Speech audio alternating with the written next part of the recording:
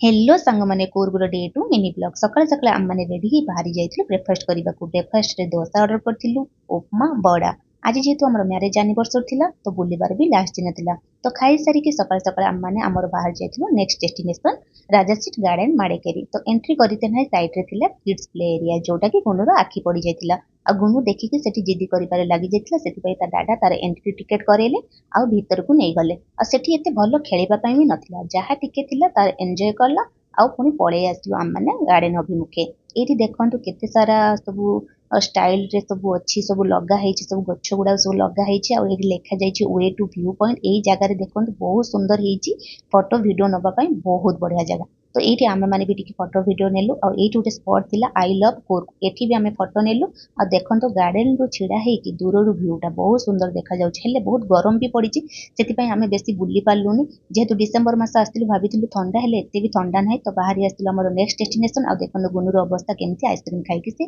करिछि तो आसिकी पहुंची गलु एवी फॉल्स रे आ एठी देखंतु सीढ़ी चढ़ी से फॉल्स पाखु जिबाकू पड़ुछि आ बहुत कष्ट होउछि चाली भी होउनी आ एठी देखंतु चारि साइड रे केते सारा सब कॉफी गच्छ हिछि आ देखंतु ऊपर सब मंजी भी देखि पारथिबे